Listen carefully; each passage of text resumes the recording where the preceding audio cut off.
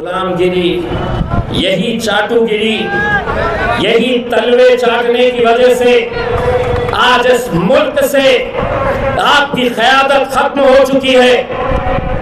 यही तलवे चाटने से कभी सोचा था किसी ने कि औरंगाबाद जैसे शहर से जहां शिवसेना कहती थी कि यह हमारा गढ़ है, किसी ने तसव्वुर नहीं किया था, लेकिन यह आप लोगों का इत्तेहाद था जिसने यहां से शिवसेना को उखाड़ कर फेंका और मजलिस को यहां पर आपने अपना झंडा लहराया।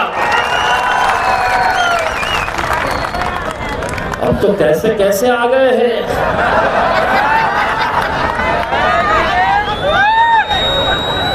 कैसी कैसी झोलियां फैला रहे हैं।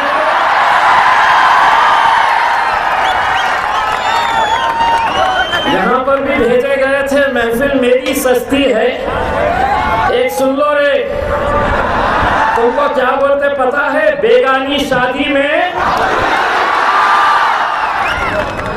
जब मेरी महफिल सस्ती है आ जाते, बोले चलो दूल्हे बन जाएंगे घर। हर वक्त आप देख लीजिएगा, जब महफिल सजी कि ले लेते हैं 200-300 रुपये, चलिए आ जाइएगा। तुम झोली यहीं तक फैलाते रहो। कव्वाली सुने हो? बर्द झोली मेरी या मोहम्मद, लौट कर मैं न जाऊंगा खाली। अरे मांगना है तो उससे मांगो रे, किसके सामने तलवे चाट रहे हो? उससे मांगो। और मैं आज भी ये कहता हूं, लोग मुझसे पूछते हैं, ये लोग बार बार पूछते हैं मेरे से, जीतते क्या, कैसा आते?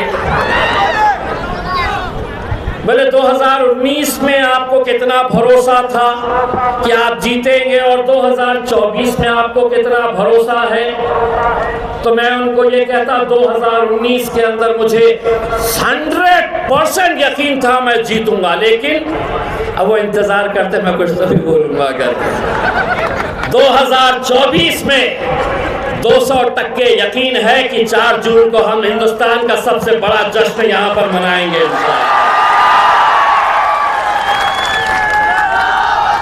और जश्न तो बेटा तेरे घर के सामने भी आके मनाऊंगा इंशाअल्लाह।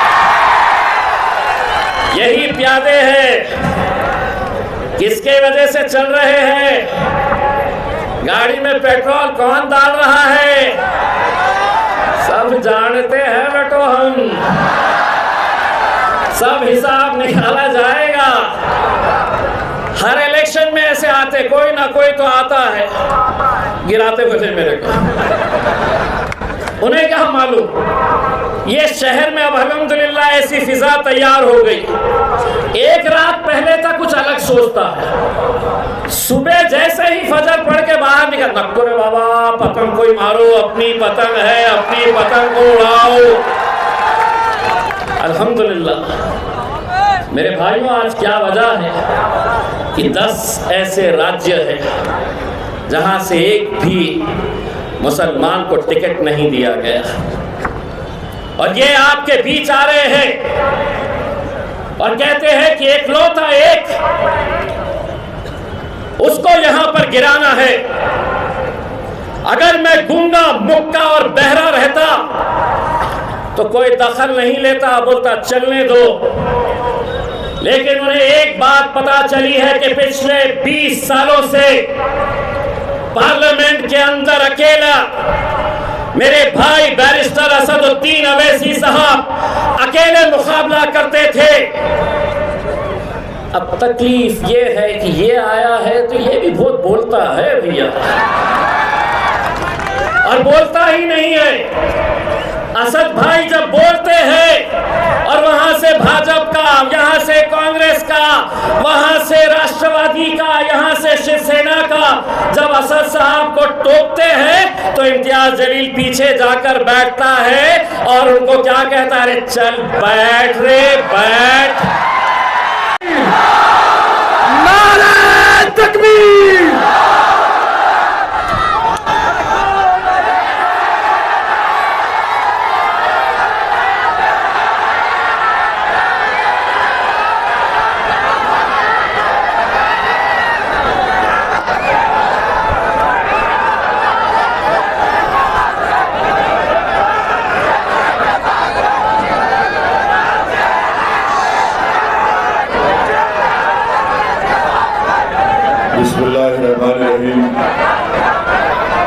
अस्सलामुअलैकुम वरहमतुल्लाहि वबरकातुहू।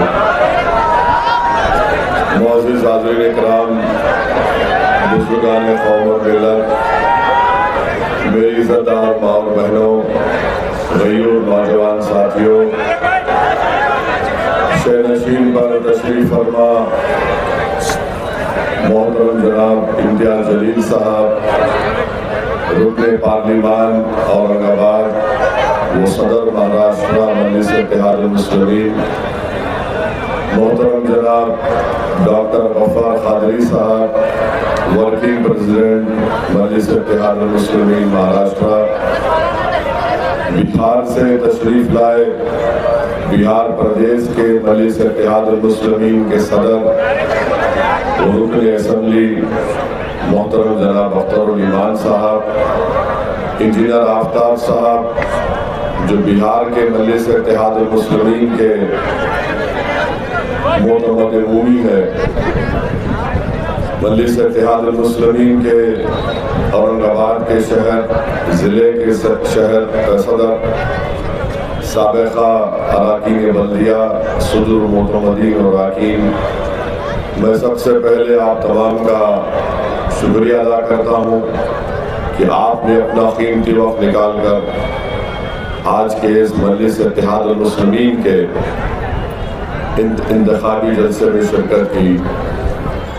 मेरे अजीज़ दोस्तों और बुजुर्गों, मैं जब बिहार में इंतखाबी मुहिम के लिए गया था मेरे भाई मोहतरम जनाब अख्तरुल ईमान के लिए, तो अख्तरुल ईमान साहब की तकारीर बड़े ही बसीरत अफरोज़ होती हैं और अख्तरुल ईमान साहब की तकारीर में वो हमेशा एक शेर अपनी तकरीर के शुरुआत में कहते थे या तकरीर के अख्ताम पर कहते थे। मैंने अख्तर भाई से कहा ज़रा वो शेर लिख कर दे दीजिए, तो मैं अपनी तकरीर का आगाज़ उस शेर से करता हूँ और शायद आपको समझ में भी आ जाएगा कि फूल नफरत का हम महाराष्ट्र के चमन में खिलने नहीं देंगे। फूल नफरत का महाराष्ट्र का फूल नफरत का हम महाराष्ट्र के चमन में खिलने नहीं देंगे। फूल निशान किसका है? मित्रों का है ना। नान खा लिया, नहीं खा के आए शायद। जरा गर्मी दिखाओ प्यारे। फिर से बोलो, फूल नफरत का अपने महाराष्ट्र के चमन में खिलने नहीं देंगे। तीर अदावत का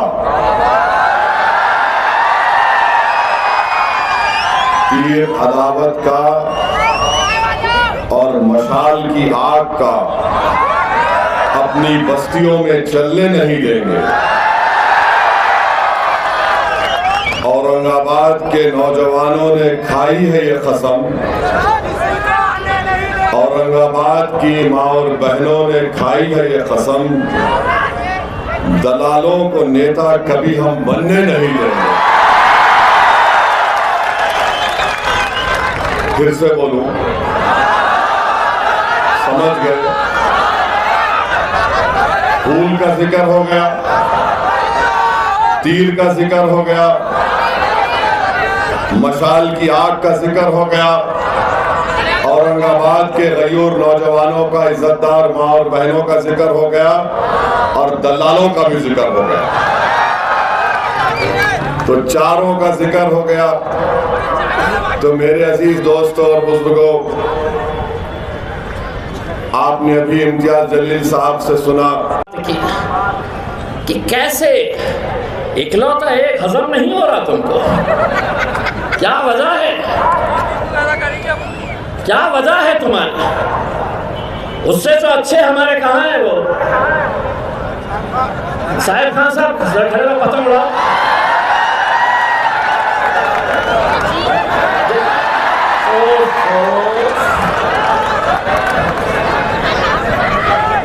कुछ दिन पहले के इंटरव्यू देख रहा था, मैं खुद डर जा रहा था।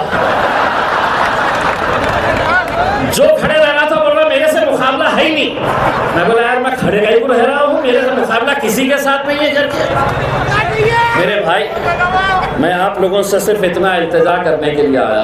असद साहब कल भी रहेंगे इंशाअल्लाह। कल 2 जलसे हैं, एक तो वालुज में शाम में 5 से 7 और दूसरा जलसा रेलवे स्टेशन पे मोइनुल स्कूल के पास जो गुजराव के ऊपर है।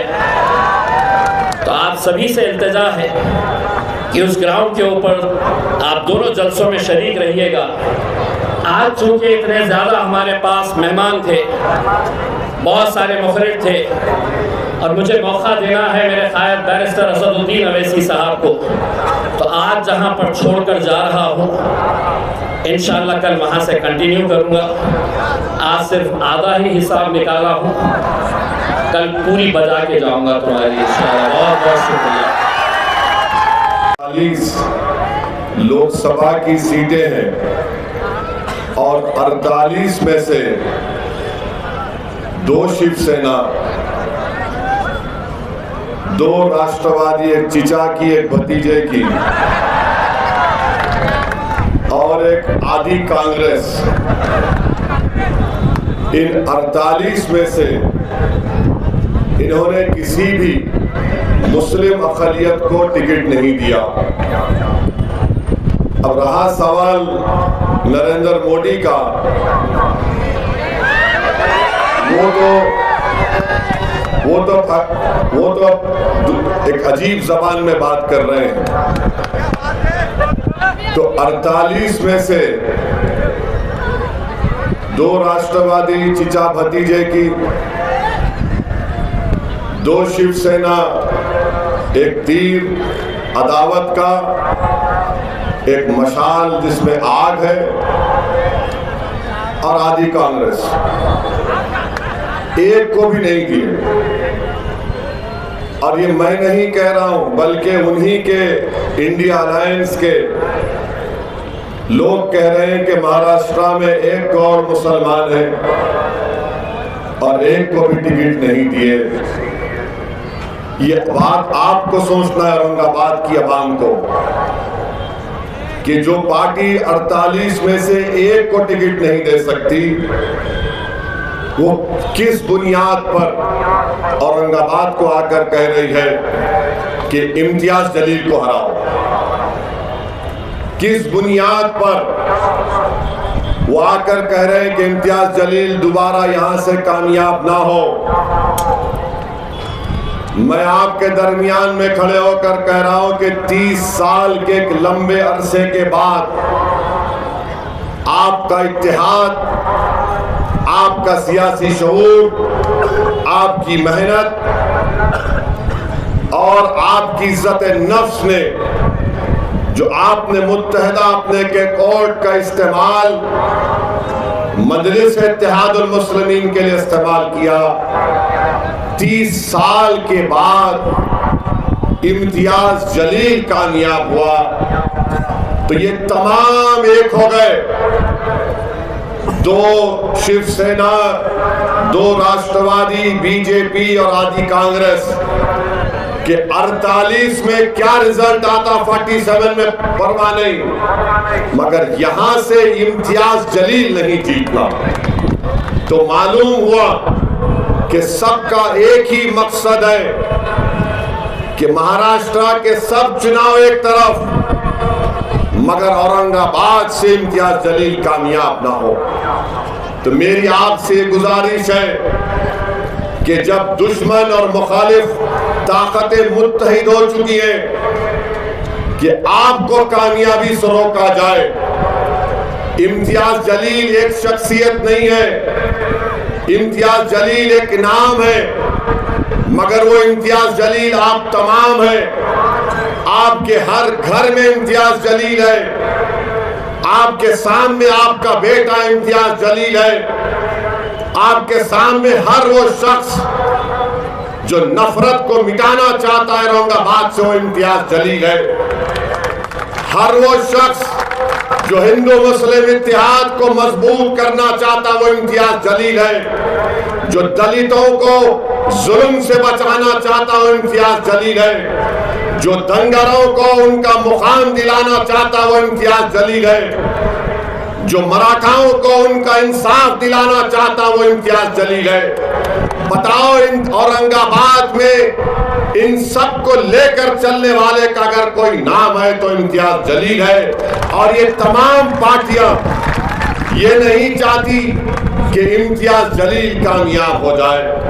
तो मेरी आपसे गुजारिश है कि इस बार भी 13 मई के दिन आपको अपना एक एक वोट का सही इस्तेमाल करना है। पतंग के निशान पर बटन दबाना है। तीर अदावत का आग जो मशाल में है इनको शिकस्त देना है। और आपने जो तारीख बनाई थी उस तारीखी सफर को आपको जारी और सारी रखना है। और चौथी बात यह है कि ये जो शिवसेना का उम्मीदवार क्या कहता था, 30 साल 21 साल एमपी था, कहता था क्या कर खान या बान, को मौका मत दीजिए। अब वो दूसरा शिवसेना का कैंडिडेट है, क्या नाम उनका, हाँ नाम है उनका, है नाम है, बहुत नाम है उनका।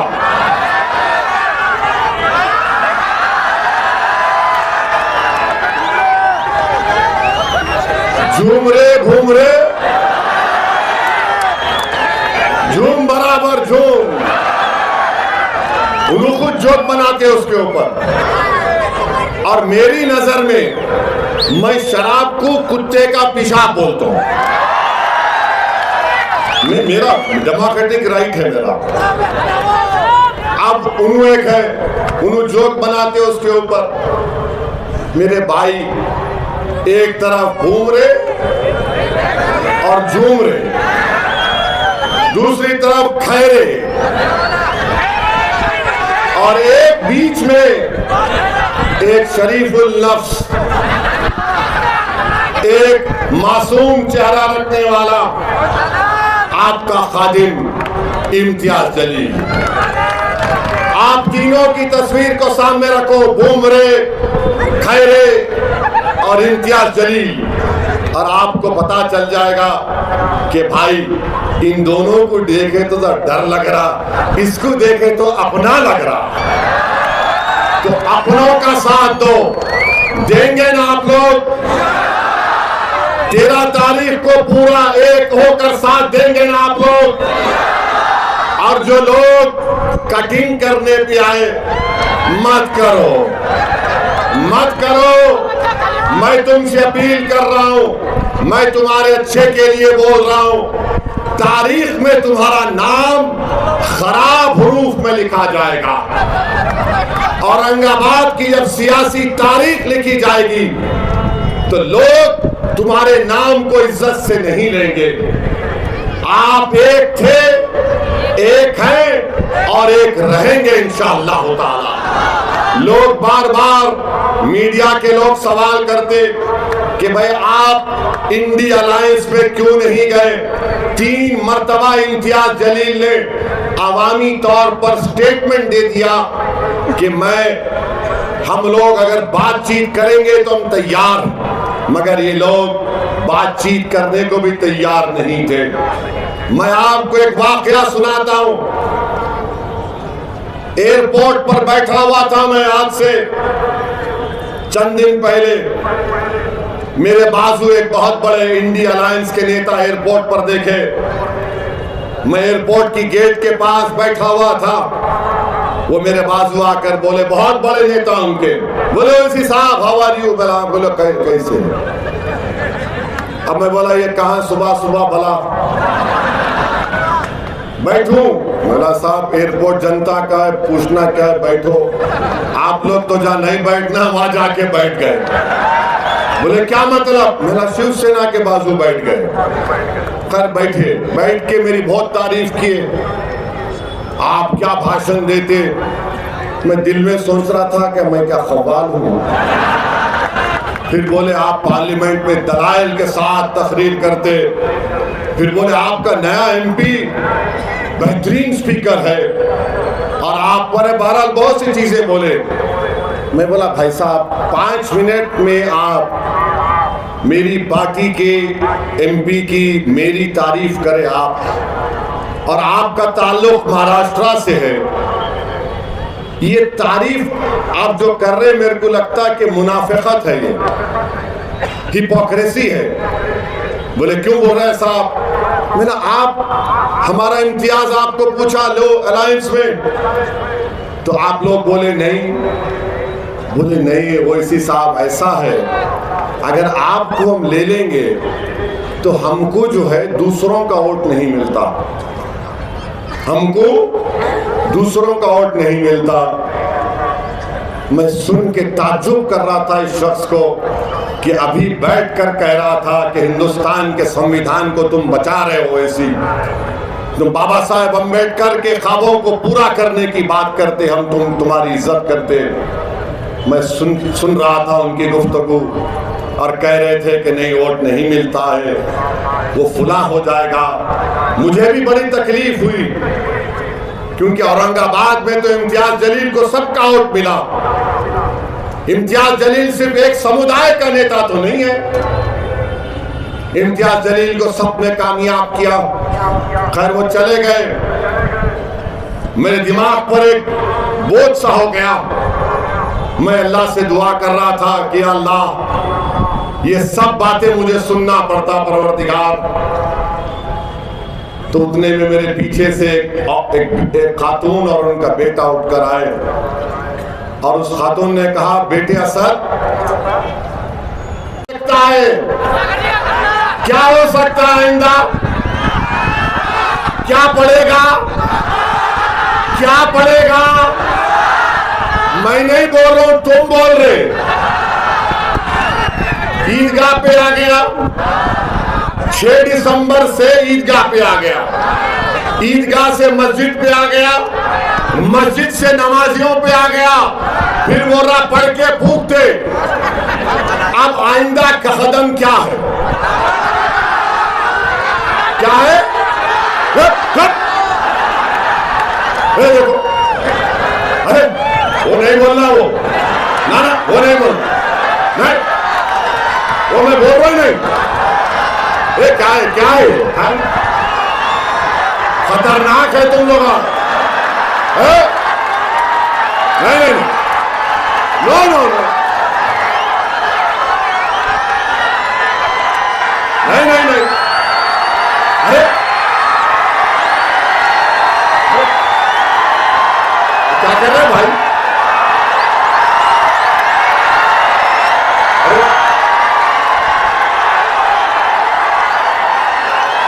अरे तुम लोग क्या करने वाले हैं? 13 तारीख के दिन, अब सुनो 13 तारीख के दिन जो कटिंग करेंगे उसको क्या करेंगे? जो कटिंग करना चाह रहे उनको आप मैंने वोट, कटिंग से मतलब वोट, ज्यादा उसको नहीं जाना ना ना, मैं ऐसा आदमी नहीं हूं। अभी तक नान खलिया नहीं खिलाए मेरे को, खिलाने के बाद क्या हो सकता मेरे को नहीं मालूम सर। तो सुनिए, अभी टाइम जा, अरे ठहरो, आखिर में करेंगे पूरा ऑपरेशन। कल भी तो जल्द से, अभी से पूरी बैटिंग कर लिए तो कैसा? तो आपको मैं बता रहा हूं कि 48 लोकसभा की सीट में से जो नए नए सेक्युलर बने हैं उद्धव ठाकरे, अब वो टिकट नहीं देते। मोदी तो खैर उन्होंने डिसाइड कर लिए, हमको घुसपैठी बोल दिए और मोदी ने कह दिया कि मुस्लिम खवातीन ज्यादा बच्चे पैदा करते। मोदी ने कह दिया कि हिंदू बहनों के गले से मंगलसूत्र छीनकर मुसलमानों को दिया जाएगा। मेरे भाई एक बात समझो, जिस दिन उद्धव ठाकरे को मुख्यमंत्री बनने की कुर्सी मिल जाएगी, जिस दिन उद्धव ठाकरे को अपने बेटे की पॉलिटिकल फ्यूचर की तमानियत मिल जाएगी, उस दिन उद्धव ठाकरे सबको भूल जाएंगे। उस दिन सबको भूल जाएंगे। क्या क्या आपने नहीं लिखा अपने अखबार में कि मुस्लिम माइनॉरिटी को उनके वोट का हक छीन लेना चाहिए। आज आप आकर यहां पर ऐसे लोग भी हैं जो कह रहे हैं ऊपर देखो नीचे मत देखो, दिल्ली का इलेक्शन है। अरे बाबू, ऊपर देखे तो पतंग, नीचे देखे भी तो पतंग है इंशाअल्लाह ताला। 48 लोकसभा की सीट में आपने क्यों नहीं दिया? देना था मुंबई से, देना था नागपुर के पास से, क्यों नहीं दिया आपने? आपने इसलिए नहीं दिया क्योंकि जानते हैं कि मुस्लिम अक़लियत के पास कोई विकल्प नहीं है, वो हालत मजबूरी में वोट देंगे। मगर ये भूल गए कि ये 2024 है। अब महाराष्ट्र के दलितों के पास, महाराष्ट्र के धनगरों के पास, महाराष्ट्र के वंचित समाज के पास एक विकल्प है और वो MIM पार्टी है। अब आप ये नहीं समझ सकते कि हम जिसको चाहे खड़ा करेंगे, ये समाज इनको वोट दे देगा। इससे आपको एक पैगाम मिलता है कि औरंगाबाद की सीट जो आपकी है, जो औरंगाबाद की आवाम की है, चाहे किसी समाज का हो, वो आपकी इज्जत को छीनना चाहते हैं। इम्तियाज जलील को हराने का मतलब यह है कि आपकी इज्जत को छीनना चाहते हैं, आपके इज्जत नफ्स को छीनना चाहते हैं, आपके इत्तेहाद को पारा पारा करना चाहते हैं। आप लोग मुत्तहिद हुए ना? आप लोग, आप में इत्तेहाद है? जोर से बोलो, इत्तेहाद है? तो आपका इत्तेहाद जो कल तक खान बान बोलता था कि मैं हिंदुत्व का नेता हूं, पहली कामयाबी आपको ये मिल गई कि 30 साल में कभी ईदगाह क्या थी नहीं मालूम था, तुमने उसको मजबूर कर दिया ईदगाह पर बुलाकर। ईदगाह पर आया नहीं आया। अब आपका सियासी शऊर इतना बढ़ गया कि आप वो जान चुके कि अब औरंगाबाद की आवाम एक बार इत्तेहाद की ताकत को महसूस कर ली। अब वो इम्तियाज जलील को दोबारा कामयाब करेंगे। तो उसने क्या किया? उद्धव ठाकरे ने कहा तू अपनी जबान से बोल। क्या बोल? मस्जिद में जाकर जो नमाज पढ़ते उनका दिल अच्छा रहता है। तो आपने कहा दिल तो इम्तियाज को दे चुके। तो उसने कहा कि जो लोग नमाज मस्जिद के पास आके पढ़ के फूंकते, बोला ना, पढ़ के फूंकते। खैरे मैं अभी यहां पे हिज़्बुल बहर आयतल कुर्सी पढ़ के फूंका हूं। माने आपका इत्तेहाद इतना ताकतवर है। मैं आपके सियासी शऊर को सलाम करता हूं कि जो खान बान कहता था, हिंदुत्व का नेता अपने आप को कहता था, जिसने 21 साल में कभी औरंगाबाद के दलितों के लिए, धनगरों के लिए, मराठाओं के लिए, मुस्लिम अक़लियत के लिए, ईसाइयों के लिए, सिखों के लिए कोई काम नहीं किया, आज वो मजबूर है इसलिए कि खैरे जानता है उसका आखिरी इलेक्शन 2019 में हो गया। अब यहां से सिर्फ वापसी होने वाली है। और जो लोग ये बोल रहे नहीं दिल्ली का इलेक्शन है, हम क्या गिल्ली डंडा खेल रहे थे 5 साल से? दिल्ली का इलेक्शन है। अरे दिल्ली के इलेक्शन में औरंगाबाद से जाना है दिल्ली को। क्या बताओ उद्धव ठाकरे, तुमने ट्रिपल तलाक के कानून की तायीद की?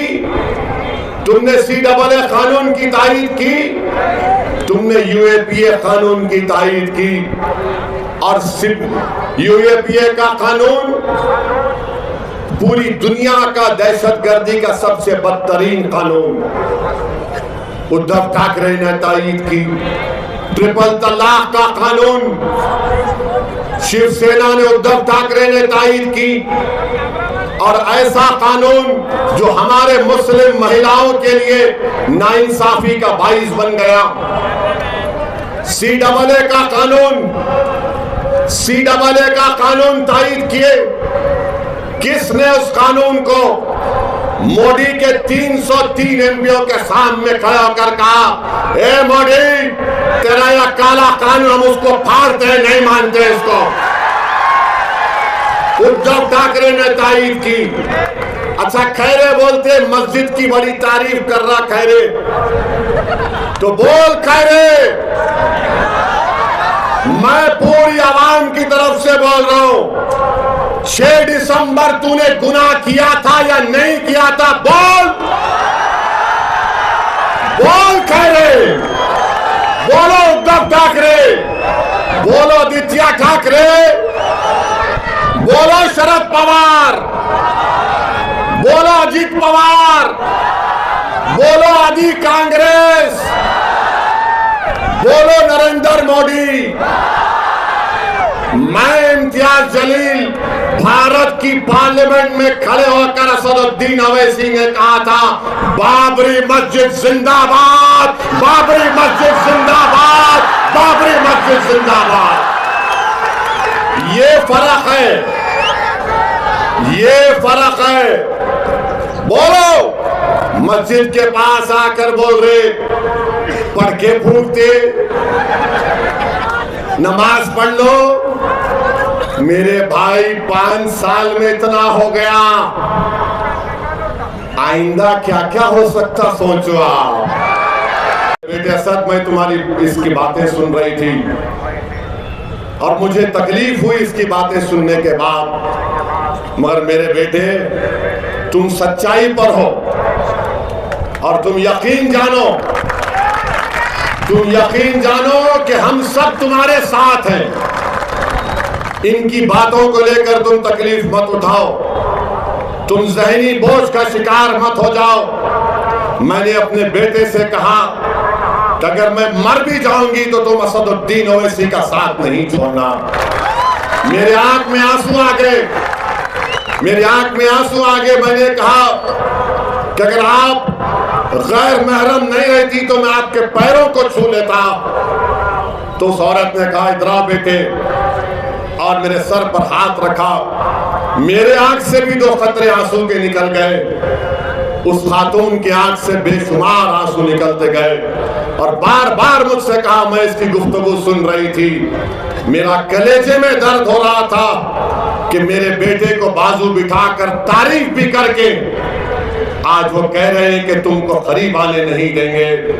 मेरे भाई, जब कभी भी मैं औरंगाबाद को आता हूं और दौरे करता हूं, जिनका मेरा उनका कोई रिश्ता नहीं है, जिनको मैं पहचानता भी नहीं, और जब घरों से हमारी माँ और बहनें रो रो कर कहती है, ऐसा कहती है कि तुम कामयाब हो गए, जब नौजवान कहता है कि भाई कुछ भी हो जाओ हम तुम्हारा साथ नहीं छोड़ेंगे, ज़ईफ लोग बुला बुला कर बोलते कि असदुद्दीन हस्बुनल्लाह निअमल वकील का विर्द करते रहो, तो खुदा की कसम मैं तुम्हारे दरमियान में खड़े होकर कह रहा हूं, मुझे किसी की जरूरत नहीं है, अल्लाह और तुम लोग काफी हो, अल्लाह और तुम लोग काफी हो। ये क्या कर लूंगा इन लोगों के पास जाकर, शायद मुझे शोहरत मिल जाए, या कोई मंत्री या पोस्ट मिल जाए, मुझे नहीं चाहिए मेरे भाई। तुम्हारे दिलों में अल्लाह ने मोहब्बत पैदा की, तुम्हारे आंख में आंसू आ जाते जब मजलिस का जिक्र होता। यही सबसे बड़ी दौलत है, यही सबसे बड़ी दौलत है, यही सबसे बड़ी नेमत है अल्लाह की। मैं फिर से कह रहा हूं तुम्हारे दरमियान में, मैंने अपने घर में भी कहा कि अगर मुझे मौत आ जाए तो मुझे औरंगाबाद के किसी कब्रिस्तान में जाकर दफना देना। मुझे औरंगाबाद की जमीन से इतनी मोहब्बत है। मैं जज्बात में लाने को नहीं कह रहा हूं, नहीं मालूम इस जमीन में क्या चीज है कि बहुत यहां पर एक रूहानी सुकून मिलता है। अल्लाह तुम्हारे इस जज्बे को सलामत रखे। डरने और घबराने की जरूरत नहीं है, अल्लाह हमारे साथ है, अल्लाह हमको कामयाब और कामरान करेगा। अरे ये लाख आ जाए, कोशिश कर ले। मुझे यकीन है कि मराठा लोग जो पार्लियामेंट में देख चुके इम्तियाज जलील को कि जिसने मराठाओं के आरक्षण की बात की, धनगर समाज के लोग ये जानते हैं कि इम्तियाज जलील ने बेलौस उनकी राय और इंसाफ की बात की। दलित समाज के लोग जानते हैं कि पीठ खंजर में इंडिया अलायंस ने घोपा, बुलाकर डाइस पर जलसा कराकर उनका हाथ छोड़ दिया, मगर हम में इत्तेहाद नहीं हुआ। मगर हमने दलित पॉलिटिकल एम्पावरमेंट के लिए, बाबा साहेब अम्बेडकर के ख्वाबों को पूरा करने के लिए, और बाबा साहेब अम्बेडकर का जो एहसान हम पर है, हमने वहां से अकोला में ताईद का ऐलान किया। हमने आनंदराव अम्बेडकर साहब की सीट पर ताईद का ऐलान किया। कोई कुछ भी कह ले, मगर हम हमेशा से बात कहते आ रहे हैं कि वंचित समाज को एक होना पड़ेगा, और वंचित समाज जब एक होगी तभी हकीकी मानों में इंसाफ मिलेगा। मोदी का भाषण तो तुमने सुना होगा, कामयाब लगा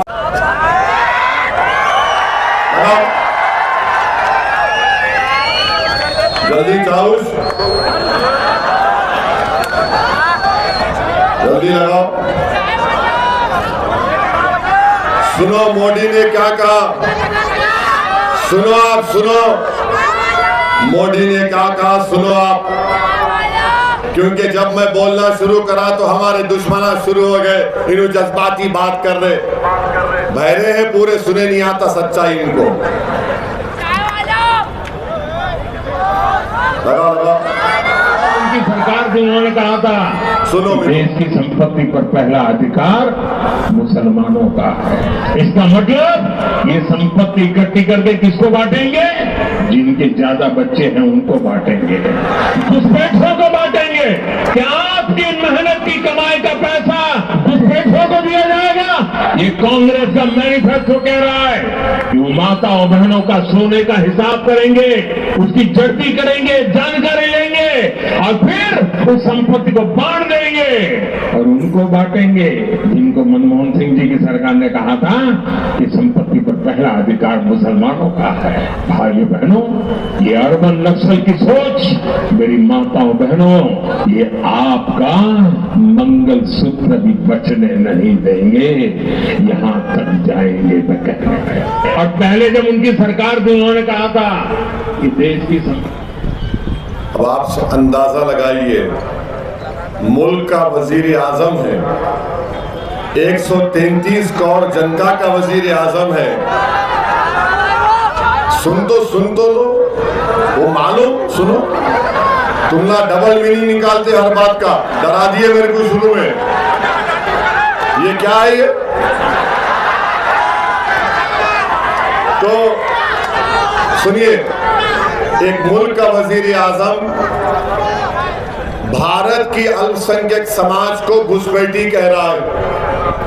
आप लोग घुसपैठी है, आप लोग घुसपैठी है, हमारी मां और बहनें आप घुसपैठी है। अब जितने घुसपैठी नहीं हाथा उठाओ, दीवार पे बैठने वाले भी उठाओ, दीवार नहीं गिरती, मैं हूं ना। वहां छत पे खड़े रहने वाले उठाओ, डाइस पे बैठने वाले उठाओ। आप लोग घुसपैठी है, हाथा नीचे। हमारी माँ और बहनें ज्यादा बच्चे पैदा कर रहे नहीं, झूठ है। तो ये टोटल फर्टिलिटी रेट गिरा है। मुस्लिम बहनों का, बेटियों का TFR गिरा है, मोदी झूठ बोल रहे। अब एक और सवाल पूछूंगा, हाथा उठाना। क्या आपको पसंद है कि किसी हिंदू बहन के गले से मंगलसूत्र उतार कर अपने जेब में रखना? आपको पसंद है? उधर से बोलो, आपको पसंद है? ये मोदी बोल रहे हैं। और अब सुनो, आप जरा हाथ सुनो, हाथों हौरे पे हाथों ठहरो। अब आपको मालूम होगा कि 5 साल में हमारी माँ और बहनें बैठी हुई हैं, 5 साल में 19 से 24 के दरमियान में भारत की महिलाओं ने, ये पॉइंट जरा मीडिया नहीं कैरी करेगा, आप लोग इसको वायरल करेंगे ना, करना। ये पॉइंट मीडिया डरता जरा मोदी से, हम उनके बाप से नहीं डरने वाले। तो 5 साल में भारत की महिलाओं ने, रिजर्व बैंक ऑफ इंडिया का डेटा है कि 1 लाख करोड़ रुपए का सोना गिरवी रखाकर पैसे लिए। 1 लाख करोड़। अब बताइए मोदी, ये महिलाओं से मोहब्बत है आपकी? 1 लाख करोड़ अगर कोई महिला, कोई खातून जेवर अगर गिरवी रखाती है तो उसके कलेजे पर, दिल पर पत्थर रखकर रखाती है, क्योंकि एक तो या तो उसकी मां की या खानदान की निशानी होती, दूसरा वो सोना रखते अपनी औलाद की, बेटी की शादी के लिए। और जब गिरवी रखाते तो किसी का एक्सीडेंट हो गया, शादी कराना है या बच्चे को बाहर जाना है या कहीं फीस देना है, नरेंद्र मोदी 1 लाख करोड़ का सोना गिरवी रखा है महिलाओं ने। मेरे अजीज दोस्तों और बुजुर्गों, आप लोग जिहादी हैं? जिहादी हैं आप लोग? मेरे को तो दिन रात बोलते रहते हैं, मगर आवाम को गाली दे रहा है, देश का वजीर आजम है। आप बताइए मेरे अजीज दोस्तों और बुजुर्गों, क्या मुल्क का हाल नरेंद्र मोदी कर दिए? आप बताइए, कल अगर CAA NPR NRC होगा तो क्या उद्धव ठाकरे आकर ठहरेंगे औरंगाबाद में? अगर CAA NPR NRC होगा तो उसके माने क्या है कि अगर डॉक्टर गफ्फार कादरी, हमारे इम्तियाज जलील और हमारा ये दलित नेता बाबू को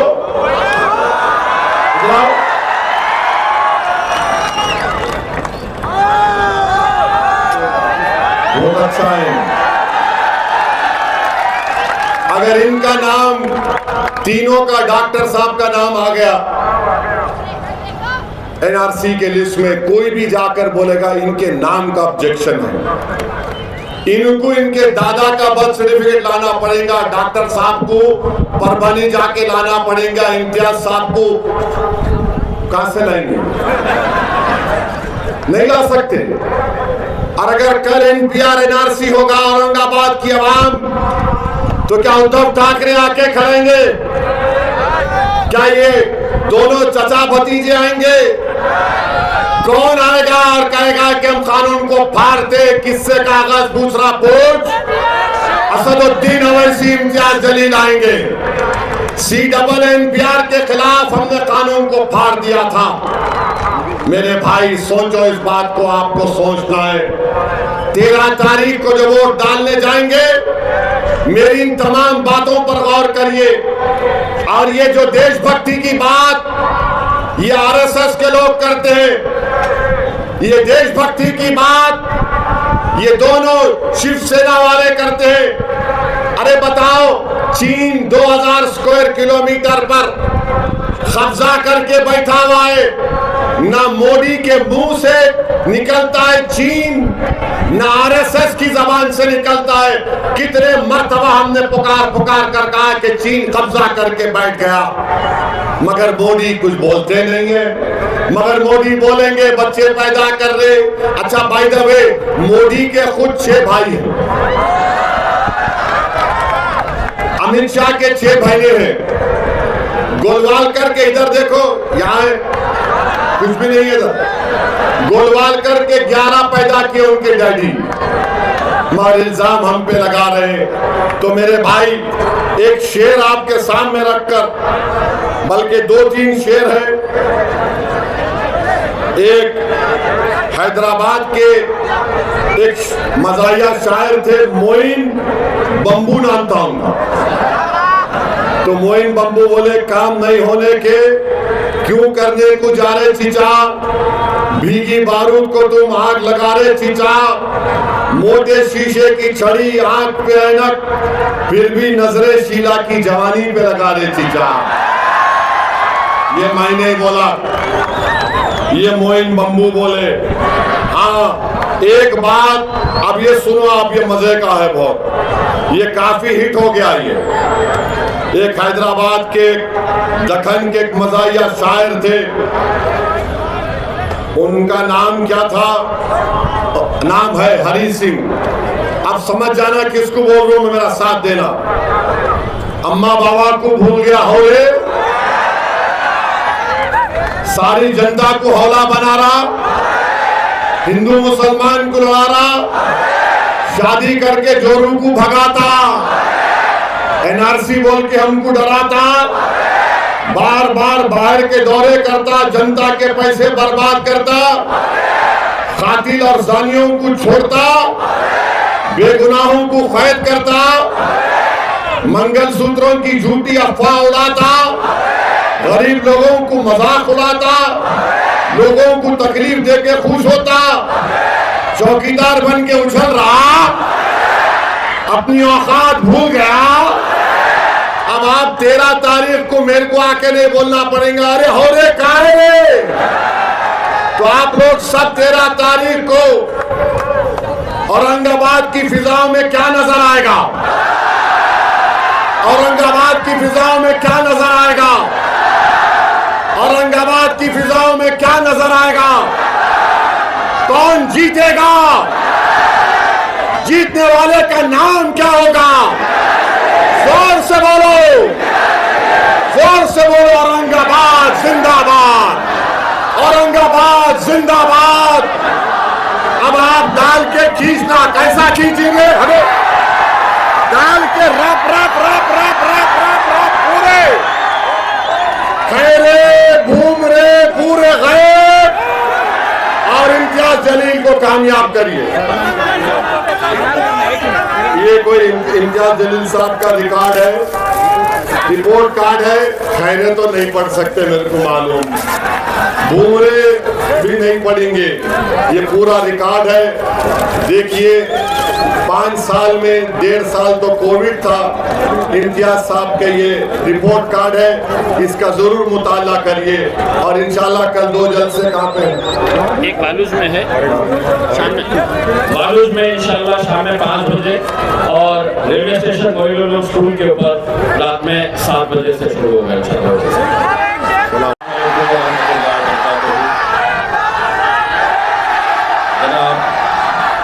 बैरिस्टर असदुद्दीन ओवैसी साहब और स्टेज पर मौजूद तमाम मजलिस इत्तेहादुल मुस्लिमीन के जिम्मेदार, यहाँ देखकर मैं एक बात कहना चाहता हूँ, कैसे डसेगा कौन, सब जानता हूँ मैं, कैसे डसेगा कौन, सब जानता हूँ मैं, कहाँ किसी का खौफ मानता हूँ मैं, जंगल के हो या हो आस्तीन के, सांपों की सारी नस्लों को पहचानता हूँ मैं। अल्हम्दुलिल्लाह मेरे भाइयों, 2014 में आपके बीच में आया था, आप लोगों ने अपने इत्तेहाद का मुजाहरा किया था, और अल्हम्दुलिल्लाह यहाँ से 2014 में आपने मुझे आपके इस हल्के से MLA बनाया। 2019 आया तो दोबारा आपके बीच में आया, आपसे फिर इत्तेहाद की दरख्वास्त की। नतीजा ये हुआ कि पूरे महाराष्ट्र ही नहीं बल्कि 7 मुख्तलिफ जो राज्य है वहाँ से सिर्फ एक ही मुस्लिम MP चुनकर आया, वो आपका बेटा, आपका भाई, आपका दोस्त इम्तियाज जलील चुनकर आया। 2014 में बोलते थे आएगा ही नहीं। 2019 के अंदर वही चंडाल चौकड़ी जो अब आपकी महफिलों में आते हैं और कहते हैं कि कैसे जीतेगा, ये वही लोग हैं जो 14 में भी थे, 19 में भी है, 24 में भी है और इंशाअल्लाह 29 में भी आप लोग वही हिसाब किताब करते रह जाएंगे। इम्तियाज जलील वहां जरूर जाएगा इंशाअल्लाह। आपको आज भी हिसाब किताब दिखाया जा रहा होगा कि पहले ये थी तो जीत गए थे, अब फिर चौराहों पर, चबूतरों पर, होटलों पर या किसी के बंगले के ऊपर शीर खुरमे के बहाने आपको बुलाया जाएगा और आपको हिसाब किताब दिखाया जाएगा कि कैसे जीतेगा। मैं उनको एक बात कहता हूँ, तुम्हें जमीन के ऊपर मेरा हिसाब किताब कर दो, लेकिन मेरा हिसाब तो मेरा रब वहां पर बैठ कर करता है। वरना क्या वजह है कि आज जो भी साजिशें चल रही है ये वही लोग हैं जो कहते थे कि आएगा ही नहीं। उनके बोलने का अंदाज आता क्या, कैसे आता, हिसाब किताब गिनती सब बताते रहते थे, लेकिन अल्हम्दुलिल्लाह आए। और आज जब ये इलेक्शन हो रहे तो आप एक साजिश तो अच्छी तरह से समझ चुके होंगे कि मुसलमानों का एक गठ है और एक गुट है जो कहता है कि नरेंद्र मोदी को हमें हराना है तो यहां पर शिवसेना को जिताना है। वाह, इम्तियाज जलील को हराना है यहां पर, मोदी को वहां पर गिराना है। तो 48 सीटें हैं महाराष्ट्र के अंदर। मैं आपको यकीन के साथ कहता हूं, अगर उन 48 में से 47 भी अगर ये जीत गए, जब वक्त आएगा नरेंद्र मोदी की आंखों में डालने का तो भीगी बिल्ली बनकर ये बैठे रहेंगे और वहां पर असदुद्दीन अवैसी, अख्तरुल ईमान साहब और इम्तियाज जलील नरेंद्र मोदी की आंखों में आंखें डालकर ललकारेगा।